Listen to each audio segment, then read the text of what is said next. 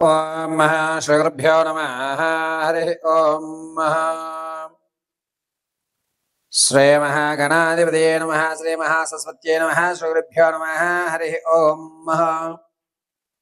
July నెలలో మేషరాశి దగ్గర నుంచి ప్రారంభం చేసుకుని మీనరాశి వరకు కూడా ఏ విధమైనటువంటి గ్రహ సంచారణలు జరుగుతున్నాయి, ఏ విధమైనటువంటి అవకాశాలు మనం అందిపుచ్చుకోగలుగుతున్నాము, ఎంత అనారోగ్యానికి మనం కారణం అవుతాము, ఏ అవకాశాన్ని ఏ రోజున మనం ప్రారంభం చేసుకోవాలి, ఏ పని ఏ రోజు ప్రారంభం చేస్తే ఏ విధమైన ఫలితాలు మనకు లభిస్తున్నాయి, అంతేకాకుండా వచ్చేటువంటి ఆర్థిక ఇబ్బందులు ఏమిటి, దాని యొక్క రెమెడీ ఏ విధంగా మనం చేసుకోవాలి, ఈ నెలంతా కూడా ఈ నెలలో మనం చేయదగ్గ పనులు ఏమిటి, చేయకూడని పనులు ఏమిటి, ఏ విధంగా మన ప్రవర్తన ఉండాలి అనేటువంటి విషయాలన్నింటినీ కూడా మీకు క్షుప్తంగా వివరిస్తూ ఉంటాను. అంతేకాకుండా ఈ నెలలో మనం తీసుకునేటువంటి నిర్ణయాల ఆధారంగా రానున్న రోజులు ఏ విధమైనటువంటి ఆధారితం కలిగి ఉంటుంది అనేటువంటి విషయాన్ని, అంతేకాకుండా ఈ నెలలో మనము ధనం అభివృద్ధి చెందే విధంగా ఏ విధమైనటువంటి ప్రణాళించుకోవాలి, ఏ విషయాన్ని ఎంతవరకు ఎవరికి చెప్పాలి, ఏ విషయాలు ఎవరికి చెప్పకూడదు అనేటువంటి పూర్తి విషయాలన్నింటినీ కూడా క్షుప్తంగా ఈ నెలలో మేషరాశి దగ్గర నుంచి మొదలు పెట్టుకుని మీనరాశి వరకు కూడా వివరించడం జరుగుతుంది. ఈ కేవలము పంచాంగకర్తల ఆధారంగా పరమశివుడి యొక్క ఆజ్ఞ ప్రకారంగా నాకు ఉన్నటువంటి జ్ఞానాన్ని ఉపయోగించి కేవలము జరిగేటువంటి విపత్తుల ఆధారంగా మాత్రమే జాతకం చెప్పడం అనేటువంటి జరుగుతుంది.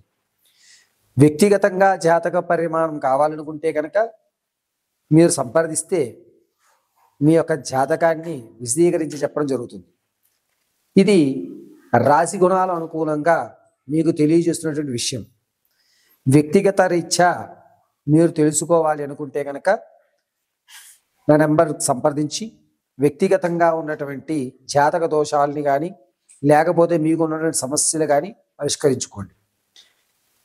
ఇది చెప్పేటువంటి మేషం దగ్గర నుంచి ప్రారంభం చేసుకుని మీనరాశి వరకు కూడా జూలై నెలలో జరిగేటువంటి ప్రతి విషయాన్ని తెలుసుకుని మీరందరూ కూడా దాన్ని సమస్యకు తగ్గ పరిష్కారాలు కూడా చెప్పడం జరుగుతుంది. వాటిని వివరించుకుని చక్కగా పార్వతీ పరమేశ్వరుల కటాక్షానికి లోబడి మీ కష్టాలన్నీ కూడా ఆ పార్వతీదేవి తీర్చి మీ అందరినీ ఆయురారోగ్యాలతో కాపాడుతుందని మనస్ఫూర్తిగా నమ్ముతూ ఈ రోజున మేషం దగ్గర నుంచి మీనం వరకు కూడా జూలై నెలలో ఉన్నటువంటి ఫలితాలను తెలియజేయడం జరుగుతుంది. మంగళం మహత్.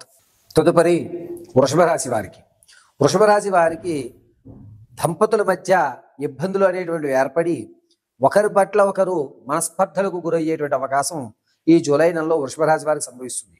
ఆర్థికంగా ఎక్కువగా ధనం ఖర్చు పెట్టేస్తున్నావు, నీ వల్లే అవుతోంది అని చెప్పి ఈ వృషభ రాశిలో ఉన్నటువంటి ఆడవారి చేతివాటం ఎక్కువయ్యి ధనం అనేటువంటిది నీళ్ళలా ఖర్చు అయ్యేటువంటి అవకాశం లభిస్తూ ఉంటుంది. అంతేకాకుండా వృషభ రాశిలో వారికి ఆరోగ్యం పట్ల చాలా జాగ్రత్తగా ఉండాలి. చెవు గొంతుకు సంబంధించిన వ్యాధులు అనేటువంటి బయటపడడం లేదా చెవికి సంబంధించి ఇబ్బందులు కలగడం అనేటువంటిది వృషభ రాశి వారికి జరుగుతూనే ఉంటుంది.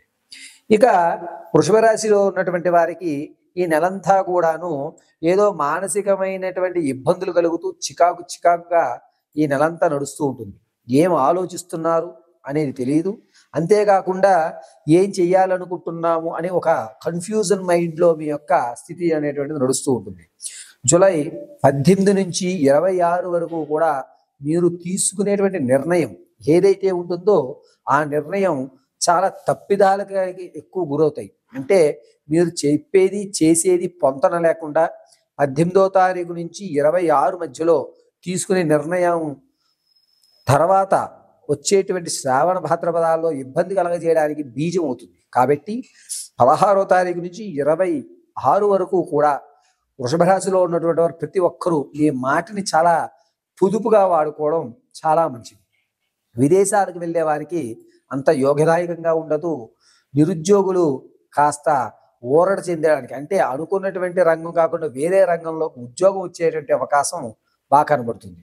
అంతేకాకుండా సంతానం కొరకు ఎవరైతే చూస్తున్నారో వారికి పుత్రికా సంతానం అధికంగా కలిగేటువంటి అవకాశం లభిస్తూ ఉంటుంది.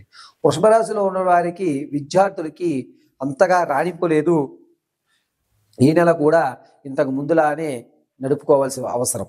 సరే, మనం చదువుకున్న తగ్గట్టుగానే మనకు సంభవిస్తాయి, ఎందుకులే చదివి మాత్రం ఏం జరుగుతుంది అని ఒక ఆలోచన ధోరణికి వృషభ రాశిలో ఉన్నటువంటి విద్యార్థులు వస్తూ ఉంటారు. ఇక సినీ కళా పరిశ్రమల్లో ఉన్న వారికి మంచి అవకాశాలు లభిస్తూ ఉంటాయి. రియల్ ఎస్టేట్లో ఉన్న వారికి అంతగా లాభించదు. ఎవరైతే నూతన వ్యాపారం చేద్దామని అనుకుంటున్నారో వారు 26వ తారీఖు తర్వాత, జూలై 26 తర్వాత ప్రారంభం చేసుకోండి, మంచి అవకాశాలు లభిస్తూ ఉంటాయి. ఇక వృషభ రాశిలో ఉన్నటువంటి వారు ఏదన్నా స్టాక్ మార్కెట్లో కానీ వ్యవసాయ పంటలు కానీ చేద్దాము అనేటువంటి ఆలోచన ఉన్నటువంటి వారికి కూడా 14 లోపు మీరు ఒక నిర్ణయానికి రండి. 14 తర్వాత 16 లోపు ఆ నిర్ణయాన్ని అమలు చేసేటువంటి ప్రయత్నం చేయండి. అంతేకాకుండా వృషభ రాశిలో ఉన్నటువంటి వారికి వివాహం కోసం ఎవరైతే చూస్తున్నారో వారికి అంతగా లాభించేటువంటి అవకాశం ఏ కోసాన కనబడటం లేదు.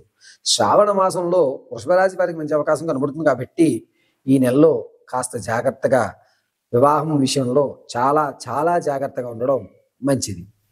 ఇక వృషభ రాశిలో ఉన్నటువంటి వారు ఎవరన్నా సరే తమ రంగాన్ని మార్చుకుందాం అంటే, ఈ జాబ్ నాకు సరిగ్గా లేదు, వేరే జాబ్లోకి మారదాం అనేటువంటి ఆలోచన వారు 24వ తారీఖు తర్వాత మీరు నిర్ణయం తీసుకోండి.